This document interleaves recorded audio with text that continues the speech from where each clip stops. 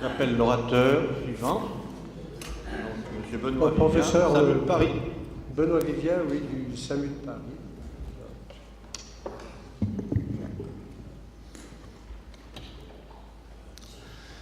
Monsieur le Président, Monsieur le Secrétaire perpétuel, chers consoeurs, chers confrères, Mesdames et Messieurs, je vais donc vous présenter l'organisation des plans de secours préhospitaliers et intra-hospitaliers, avec évidemment des analogies par rapport aux événements qui se sont déroulés sur Paris le 13 novembre. La France s'est dotée de services d'urgence performants depuis une trentaine d'années, avec des services préhospitaliers, le SAMU, SMUR, avec la particularité par rapport au système anglo-saxon d'avoir une expertise médicale à tous les niveaux, de la régulation jusqu'aux médecins sur le terrain. Nous avons également des services hospitaliers performants avec des services d'urgence et des plateaux médico-techniques chirurgicaux qui sont extrêmement performants. La formation universitaire à la médecine d'urgence est augmentée, est améliorée depuis plusieurs années. Au départ, c'était le DU d'oxyologie, cela a été ensuite la capacité d'aide médicale urgente, la capacité de médecine d'urgence, le DESC, diplôme d'études spécialisées complémentaires en médecine d'urgence, et dans un an, ce sera le diplôme d'études spécialisées en médecine d'urgence. Particularité de cette formation, nous avons une intégration de la formation à la médecine de catastrophe à tous les niveaux et nous formons les médecins pour être prêts à intervenir aussi bien sur un accident de train comme Bretigny que sur les attentats du 13 novembre. Le général Julien en a parlé brièvement. Quelle est l'organisation de notre système de secours en cas de catastrophe en France? Eh bien, nous avons une médicalisation de l'avant avec un ramassage secouriste, les regroupements des victimes au niveau du point de regroupement des victimes, le PRV, vous voyez ici en vert, un triage médical, un poste médical avancé où sont dispensés des soins, une catégorisation des victimes, et ensuite ce qu'on appelle une grande noria d'évacuation vers les services hospitaliers.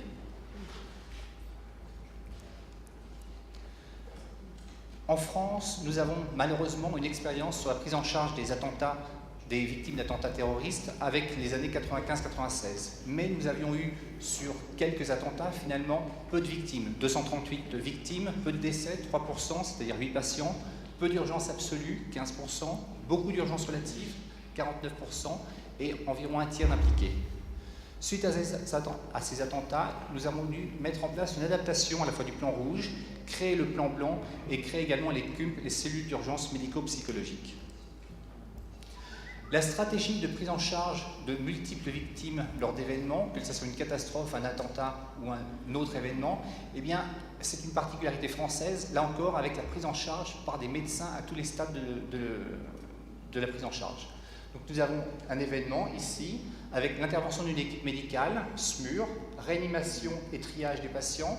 Lorsque les patients sont installés au niveau du PMA, eh bien, on leur procure des soins, une catégorisation, on les met en condition pour les évacuations, et la régulation du SAMU va chercher les places hospitalières pour les patients. Les urgences relatives UR vont aller dans les services d'urgence, et les urgences absolues vont aller directement dans des services de réanimation avec des équipes médicales. Ce plan s'intègre dans le cadre du plan Nombreuses Victimes dont le général Julien vous a parlé tout à l'heure. L'objectif de ces plans préhospitaliers est de protéger l'hôpital face à un afflux de victimes en maintenant la qualité des soins pour chacune de ces victimes. Donc, nous allons fragmenter l'afflux en mettant en œuvre le triage préhospitalier, les soins au poste médical avancé et la régulation par le SAMU, comme vous l'avez vu sur la diapositive précédente, pour répartir les blessés sur différents hôpitaux et non pas concentrer tout l'afflux de victimes sur un seul hôpital. Mais depuis les événements de 2001, avec les attentats de New York, de Madrid, de Londres, de Bombay, nous sommes confrontés désormais à un hyperterrorisme. Et particularité de cet hyperterrorisme, surtout dans les attentats de Madrid, Londres et Bombay, c'est que c'était multi-sites simultanément sur la même ville. Donc nous allons devoir appliquer ces principes en situation de catastrophe où nous allons avoir une inadéquation entre le nombre d'équipes médicales et les ressources et les patients qui doivent être pris en charge. Eh bien pour ceci, par rapport au graphique que je vous avais présenté précédemment, nous avons toujours le site avec un triage secouriste, mais ici, nous allons faire une médicalisation du PRV, le point de regroupement des victimes. Eh bien, les médecins vont être encore plus en amont pour faire des soins, et ce que vous a présenté le professeur Tourtier, le damage control ici qui va être mis en place dès ce PRV. Les patients, immédiatement, avec un triage médical, seront qualifiés d'extrême urgence, ceux qui seront en choc hémorragique gravissime et iront d'emblée sur des blocs opératoires. Le circuit habituel avec un PMA sera dédié aux urgences relatives et à certaines urgences absolues. Ce plan nombreuses victimes a pour objectif de répondre à la prise en charge simultanée de très nombreuses victimes. Donc nous allons mettre en œuvre un triage médical préhospitalier, appliquer les principes du damage control, transporter de manière médicalisée uniquement les extrêmes d'urgence, c'est-à-dire les patients qui sont en choc hémorragique gravissime ou qui ont des lésions nécessitant une prise en charge immédiate au bloc opératoire. Nous allons transporter en convoi les urgences absolues vers des centres de traumatologie de référence et les urgences relatives seront transportées de manière collective vers des services d'urgence. Finalement, ceci équivaut à mettre en œuvre au niveau civil des principes appliqués depuis longtemps en médecine de guerre. Nous avons développé depuis 2006 un plan que l'on appelle le plan Camembert. Alors pourquoi le plan Camembert? Vous avez la photographie d'un camembert en haut à droite de l'écran. Tout simplement, nous allons répartir cette portion de fromage en plusieurs secteurs. Eh bien, le professeur Carly, en 2006, face à ces attentats terroristes, avait imaginé la même chose pour Paris. Nous allons segmenter Paris en différents secteurs d'intervention et chaque zone sera médicalisée par des équipes indépendamment des autres. Donc nous allons transformer un événement multisite en une juxtaposition d'événements monosites. Ce plan avait été testé à de multiples reprises lors d'exercices interservices avec les différents SAMU d'Île-de-France et avec la BSPP. Et sa première mise en œuvre réelle a eu lieu le 13 novembre 2015. Premier point de ce plan, nous allons identifier et surtout marquer chaque site. Nous allons envoyer une ou deux équipes médicales, mais surtout un médecin régulateur, que ce soit de la BSPP ou du SAMU, pour identifier chaque site et pour nous faire un bilan précoce du nombre de victimes et des moyens qui sont nécessaires. Dès la survenue d'un deuxième site sur Paris, nous allons activer le niveau zonal, donc la zone de défense des 8 départements d'Île-de-France, en affectant un SAMU référent pour chaque site. Vous avez ici une diapositive correspondant aux événements du 13 novembre, avec le SAMU 75 qui était responsable de la partie est de Paris, et le SAMU 93 qui était responsable de la partie nord de Paris avec le Stade de France. Nous avions conservé en réserve tous les moyens préhospitaliers de l'Ouest, au cas où il se passerait quelque chose, donc sur la zone ouest de Paris. La coordination, évidemment, de ce dispositif revient au SAMU zonal. Les parties sont indépendantes, mais il faut qu'elles fonctionnent en harmonie, et donc c'est le rôle de coordination du SAMU zonal d'assurer l'homogénéité de l'ensemble du dispositif. Évidemment, sur Paris seul, nos moyens ne seront pas suffisants. Donc nous allons faire appel au SAMU de périphérie, de petite et de grande couronne. Et pour ce faire, nous avons des renforts qui viennent de manière concentrique. Les renforts vont venir en centripète, de la grande couronne sur la petite couronne et de la petite couronne sur la grande couronne, sur Paris. Et particularité, les moyens de la grande couronne vont venir se prépositionner en attente ici, par exemple 94 pour les équipes du 77, pour être prêtes à intervenir, pour avoir gagné du temps sur le transport, pour être prêtes à intervenir si jamais il se passait encore quelque chose. De même pour les équipes du 78 qui sont venues se prépositionner sur le SAMU 92 à Garches. Nous gardons au sein de chaque secteur une logique géographique. Chaque secteur est indépendant. Les équipes SMUR viennent de manière centripète, alors que les évacuations, comme vous voyez ici, vont se faire de façon centrifuge vers les sites hospitaliers au sein de cette même zone de camembert. Le nombre d'urgences absolues pouvant aller dans chaque hôpital est prédéfini par convention pour chaque destination hospitalière, en dehors des spécificités, style la neurochirurgie, qui auront dans certains sites bien définis. Donc cet événement multisite est géré comme une juxtaposition d'événements monosites avec une coordination par le SAMU zonal. Volontairement, nous mettons en réserve des équipes SMUR des hôpitaux, d'une part en raison du risque de survenue d'autres attentats, éventuellement c'est ce qui était attendu dans l'ouest de Paris, mais également pour le quotidien. Même s'il y a une diminution du nombre d'appels parce que les Parisiens et les gens d'Île-de-France vont moins appeler les secours, il y a toujours des vraies urgences médicales qui nécessitent une intervention telle un infarctus du myocarde. Quittons le domaine préhospitalier et allons maintenant sur l'hôpital. Le plan blanc hospitalier est obligatoire depuis 2004 pour tous les établissements de santé, publics et privés. Il s'agit d'un répertoire de fiches et de moyens disponibles et activables pour chaque établissement de santé. Ce plan est déclenché par le directeur de l'établissement de santé. Il doit être mis à jour, révisé et testé annuellement.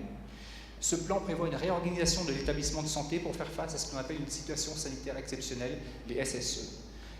Cet hôpital, cet établissement peut être confronté à un afflux de victimes suite à un accident, un attentat. Ce plan diffère nettement du plan hôpital en tension qui peut être mis en œuvre régulièrement sur des épidémies de grippe annuelles. Par ailleurs, ce plan comprend également des annexes pour les risques NRBC, nucléaire, radiologique, biologique et chimique. Et au niveau supra-départemental, ce plan blanc est intégré au niveau des plans blancs élargis supra-départementaux. L'objectif du plan blanc hospitalier est de configurer rapidement l'hôpital vers la seule prise en charge de l'ensemble des victimes d'un même événement, et ceci en préservant la qualité des soins pour l'ensemble des patients déjà hospitalisés. Le but est d'utiliser les moyens et les personnels existants au sein de l'hôpital, et ce, en supprimant, en annulant toutes les activités programmées non urgentes. Ici, vous avez un hôpital qui fonctionne avec de multiples activités. Eh bien, tout va être réorganisé, toutes les forces de l'hôpital vont se concentrer pour aller dans le sens de la prise en charge des victimes de cet attentat ou cet événement. Le plan blanc doit permettre de prendre en charge deux flux de victimes. Un flux immédiat de victimes qui se présentent spontanément, et l'expérience des attentats du 13 novembre nous a montré que des victimes en urgence absolue pouvaient, les premières minutes, être suffisamment valides pour aller spontanément à l'hôpital ou être amenées par des proches, par des témoins. C'est ce qui s'est passé pour le site du restaurant Le Petit Cambodge, qui était juste à côté de l'hôpital Saint-Louis, comme vous voyez ici, où des patients en UA, en urgence absolue, sont allés spontanément sur l'hôpital. Le deuxième flux que devra accueillir l'hôpital sera le flux de patients secondaires régulés par le SAMU. Principales dispositions du plan blanc. La première, ce sont les modalités de déclenchement. Déclenchement donc par le directeur de l'établissement face à un événement extérieur d'importance exceptionnelle. Premier réflexe, mettre en place une cellule de crise. Cette cellule de crise comprend la direction de l'hôpital, des médecins, mais également dans tous les cas, puisqu'il s'agit d'un événement extérieur pour lequel le SAMU sera impacté, eh bien le SAMU participera également à cette cellule de crise intra-hospitalière. Nous allons avoir une mobilisation des moyens humains et matériels de l'établissement, le maintien de personnel déjà sur place ou le rappel de personnel, la gestion des retours spontanés de personnel avec un lieu qui sera prédéterminé, l'augmentation des capacités d'hospitalisation. Sur un des hôpitaux parisiens, le soir du vendredi 13 novembre, il y avait une seule place d'hospitalisation au moment du début de la garde. Au moment après les attentats, en 15 minutes, 50 lits d'hospitalisation ont été trouvés au sein de cet établissement.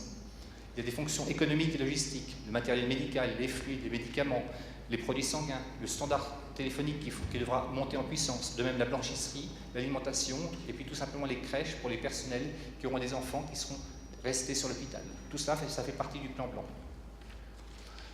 Autre disposition évidente, l'accueil des victimes, les modalités d'accueil. Ce qui a été mis en place le soir du 13 novembre, là encore, c'est un triage à l'entrée même de l'établissement pour recatégoriser les patients qui pouvaient avoir évolué, et les UA allaient directement sur les salles de réanimation ou au bloc opératoire, et les UR étaient recatégorisés pour aller sur les urgences. Et ce triage à l'entrée de l'hôpital était médico-chirurgical par un anesthésiste ou un urgentiste et un chirurgien.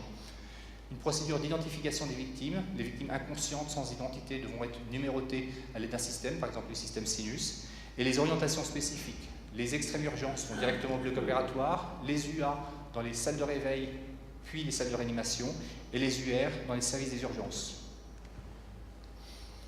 Autre disposition, l'organisation de l'accueil des familles et des proches, évidemment, qui vont chercher leurs proches, la communication avec les autorités et les médias, un plan de circulation de l'hôpital, la gestion des chambres mortuaires provisoires au sein de l'hôpital, un point crucial lors de la canicule 2003, et puis le gardiennage et la sécurité de l'hôpital qui doivent être mis en œuvre lors de ces événements type terroriste.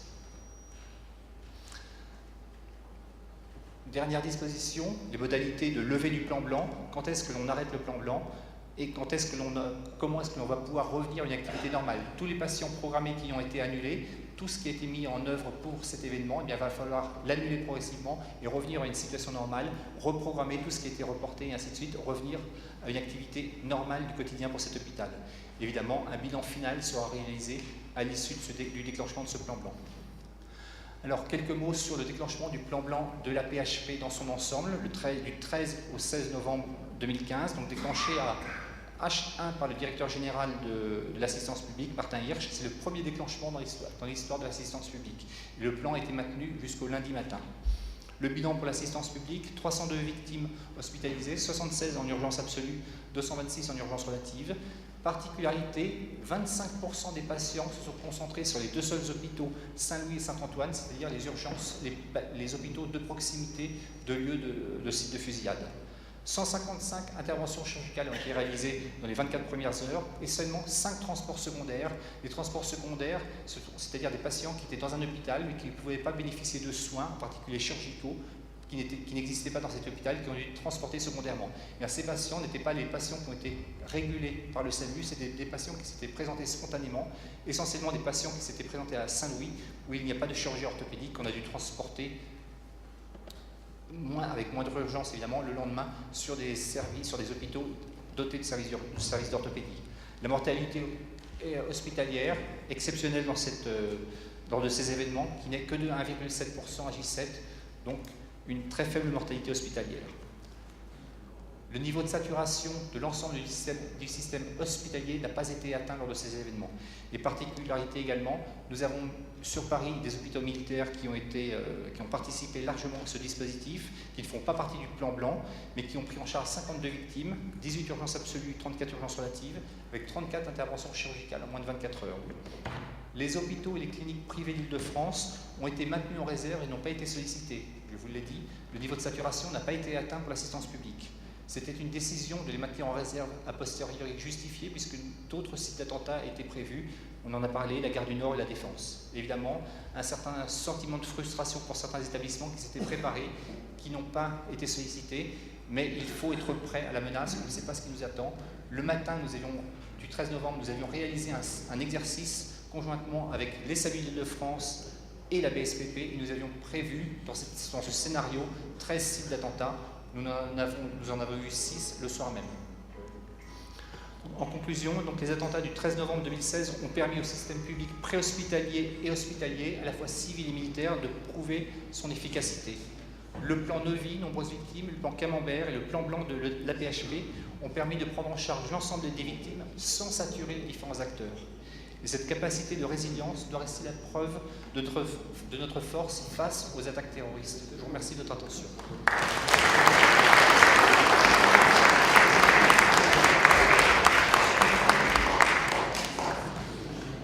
Alors maintenant, nous passons aux questions sur ces deux dernières interventions. Madame Lecomte. Alors, je voulais vous dire que votre plan blanc et votre plan rouge sont excellents. Bien sûr, je fais une petite parenthèse, le plan noir, personne n'en a parlé. Il s'agit du ramassage des morts. Mais mon problème n'est pas là. Je vais vous poser une question. En 2003, après la canicule, le professeur Mattei et M. Sarkozy, ministre de l'Intérieur, m'avaient demandé de rédiger un rapport sur les décès massifs, ce que j'ai fait. Et à ce moment-là, j'avais attaché beaucoup d'importance à quelque chose qui était une cellule centralisée d'accueil des familles. Parce que j'ai pu vivre cela. Les familles des victimes recherchent leurs victimes, ne savent pas si elles sont à tel hôpital, tel autre hôpital, si elles sont à la morgue, si elles sont vraiment mortes, si elles sont encore vivantes. Il y a une espèce je dirais, d'épouvante à ce niveau-là. Et je me suis mis à la place des familles, c'est absolument atroce de rechercher le sien. Donc je voulais savoir si, comme ça a été fait pour la canicule, où nous avions résolu ce problème, à la mairie de Paris, était centralisée une cellule qui pouvait permettre aux familles d'appeler et de retrouver le sien parce que les informations étaient recherchées par cette cellule de la ville et permet de donner une réponse assez rapide à ces familles qui sont complètement déstructurées à ce moment-là et qui deviennent de véritables victimes. Je vous remercie de votre question. Effectivement, c'est un réel problème que la prise en charge des proches qui vont rechercher quelqu'un de leur famille qui a disparu. Alors, un organisme ministériel a été créé pour la prise en charge des victimes et des proches. Ça, c'est un premier point. La difficulté que nous avons concrètement sur le terrain, c'est que quand nous sommes dans une salle de spectacle ou autre, voilà, des victimes inconscientes vont partir sans document d'identité et vont être réparties par notre système hospitalier dans différents hôpitaux. Et sans aucun document d'identité, on ne peut pas les identifier s'ils sont inconscients. Ça, c'est une difficulté qui reste inhérente, que l'on aura toujours. On va s'aider maintenant avec des systèmes de triage plus performants. Jusqu'à présent, nous avions ce qu'on appelle les fiches médicales de l'avant que l'on mettait sur les victimes avec un bracelet d'identification et un code barre sinus. Les outils informatiques que nous sommes en train de développer actuellement vont utiliser la possibilité d'utiliser des empreintes digitales, des photos du patient, mais également des signes distinctifs, des vêtements, centralisés à un niveau qui sera ministériel, qui sera au niveau de l'État, pour ensuite pouvoir recueillir avec les proches, permettre l'identification des victimes. Effectivement, sur certains hôpitaux, la Pitié-Salpêtrière, il y a eu une victime jeune qui était décédée et qui était méconnaissable parce qu'elle avait des lésions balistiques gravissimes. La famille, évidemment, ne pouvait pas la voir, mais il y a une confusion sur cette victime initiale parce qu'elle était en tout point similaire à une autre victime également sur un autre site hospitalier. Donc les outils vont nous permettre d'améliorer ceci, mais malheureusement pour des patients qui seront sans identité, il reste toujours une situation d'incertitude pendant le temps que l'on va essayer de réduire au strict minimum. Si le président m'autorise, juste un petit mot. C'est vrai qu'il y a eu un nombre assez remarquable et jusqu'à présent jamais rencontré de morts à relever, en particulier au Bataclan. Toutes ces victimes ont été amenées à l'Institut médico-légal. Ça correspondait bien à ce que tu souhaitais à l'époque. Mais l'Institut médico-légal a été handicapé par deux. Je ne sais pas si le professeur Lude est dans la salle, ça m'embête de parler pour lui, mais peut-être voulez-vous prendre la parole, mon cher confrère. Peut-être après votre intervention. Si vous... Et donc, a été handicapé par deux faits. Le premier, c'est que la liste des victimes mortes et survivantes n'a été disponible que fort tard, à cause de problèmes de nombre, tout simplement. Et aussi une césure entre la comptabilité sur le terrain et la comptabilité hospitalière. Si bien que les familles, et elles le reprochent aujourd'hui, il n'y a eu une liste disponible pour les familles qu'au bout de 48 heures, dans les meilleurs cas. La deuxième chose, c'est que l'Institut médico-légal, du fait de l'arrivée des familles qui venaient chercher un renseignement pour reconnaître leur mort, car ils savaient qu'ils étaient morts ou qu'ils soupçonnaient la mort, a été transformé en accueil médico-psychologique.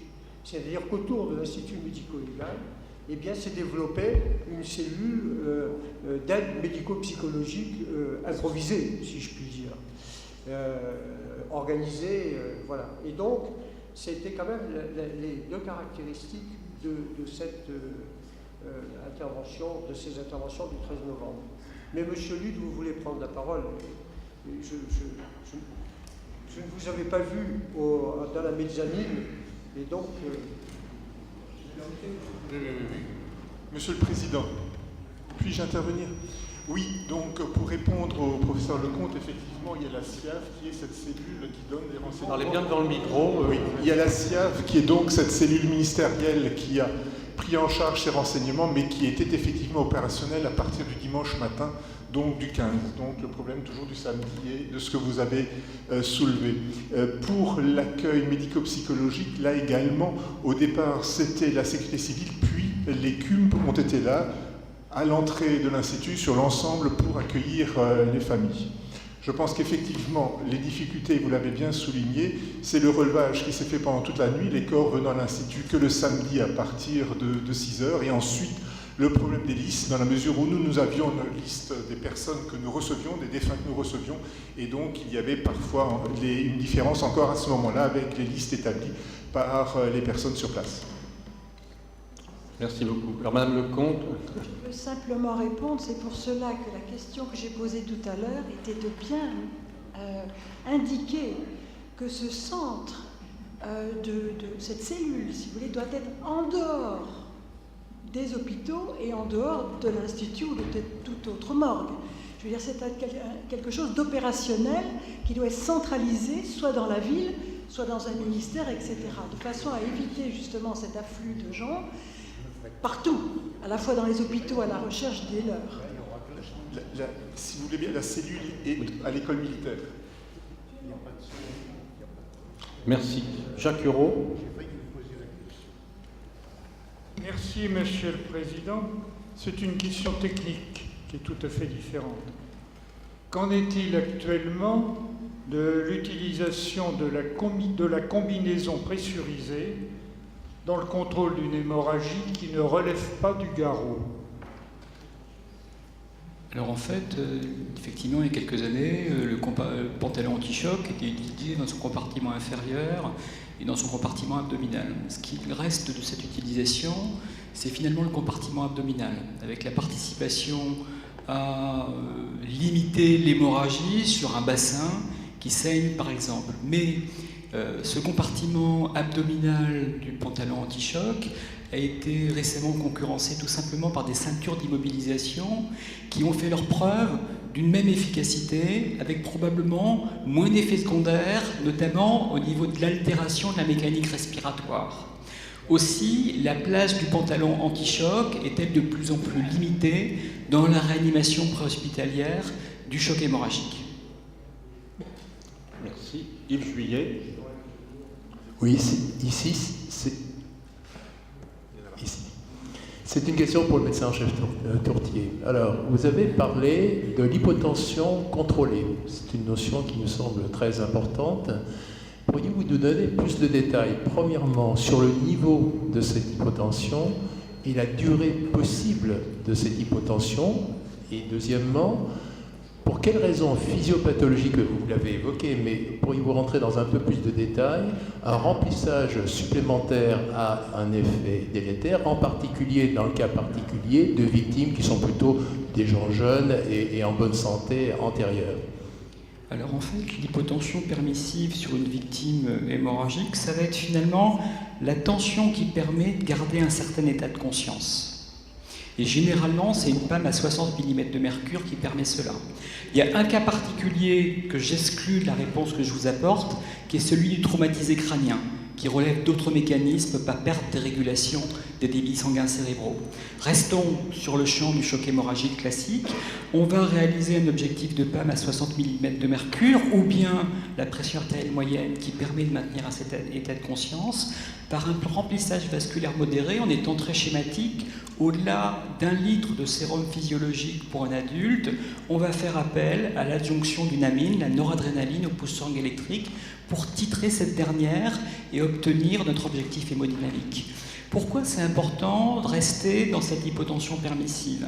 Certainement pour éviter l'hémodilution, certainement pour éviter le remplissage par un liquide à température ambiante, mais qui n'est pas la température du corps et qui va participer de l'entretien de l'hypotension, de l'hypothermie, pardon, et puis aussi pour respecter des mécanismes d'hémostase qui se mettent en place. On a réalisé des études animales où on réalise une lésion vasculaire et on laisse l'animal saigner jusqu'à une pression artérielle moyenne qui diminue grandement, et ensuite on remonte la pression artérielle moyenne par un remplissage par sérum physiologique, et on s'aperçoit que justement cette barrière des 60 mm de mercure est la valeur à partir de laquelle on remplit trop l'animal et qu'on va enlever les mécanismes d'hémostase locaux, des clous plaquettaires avec de la fibrine qui sont constitués et qui participent de l'hémostase. Une première partie aussi de votre question, combien de temps cette hypotension permissive? Eh bien finalement, jusqu'à ce que justement cette hémostase ait été effectuée, parfois dès l'échelon préhospitalier, si simplement c'est une lésion d'un membre et qu'un garrot est posé et que le garrot suffit à arrêter l'hémorragie, vous pouvez vous permettre de monter la tension plus élevée. Et puis, plus souvent, après le travail du chirurgien, qui dans une stratégie de damage control, qui est un nom un peu pédant pour des chirurgies que ça fait faire les chirurgiens français depuis belle lurette à travers les guerres pour permettre la survie d'un patient, eh bien, une fois que l'hémostase est faite, vous pouvez vous permettre de hisser l'objectif tensionnel. Très bien, merci. Encore une question? Allez-y, M. Bourgaja, on vous écoute. J'imagine que lorsque les camions arrivent sur le site, il doit y avoir beaucoup de bruit, beaucoup de panique, beaucoup de brouhaha. Est-ce qu'il y a une hiérarchisation dans les donneurs d'ordre? Alors en fait, je parle sous le contrôle du général Julien, qui a une énorme expérience en médecine de catastrophe, mais pour la vision que j'en ai, c'est que les catastrophes ne font pas de bruit.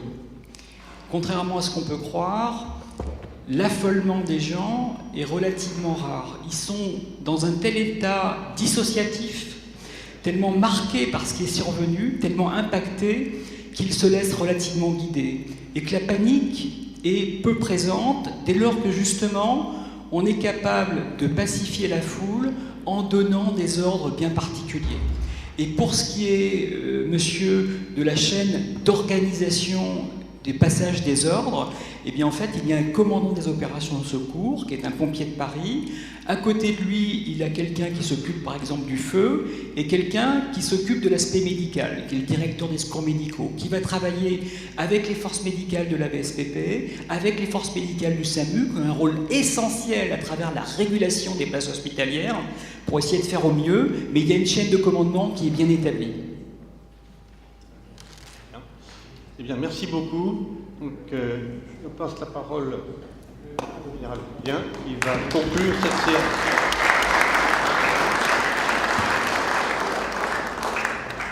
Oui, Monsieur le Président, juste quelques mots de conclusion. On a essayé de vous présenter un panorama de ce qu'était la médecine de catastrophe dans sa pluridisciplinarité, sa complémentarité, du sapeur-pompier et du policier jusqu'au chirurgien, du terrain jusqu'à l'hôpital, sa dimension logistique, sa dimension organisationnelle.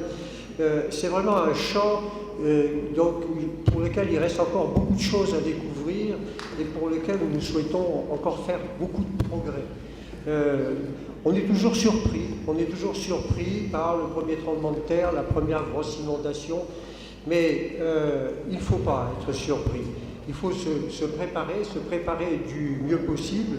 Et je reprendrai la formule de Leonardo da Vinci que j'avais citée tout à l'heure, ne pas se préparer, c'est déjà commencer à gémir. C'est-à-dire qu'on a un devoir de se préparer, car bien préparé, on est beaucoup plus efficace. Benoît Vivien, Jean-Pierre Tourtier, Hubert Vallard et moi-même, nous vous remercions beaucoup pour l'attention que vous nous avez portée pendant toute cette séance. Merci au nom de la médecine de catastrophe. Nous vous remercions tous et la séance est levée.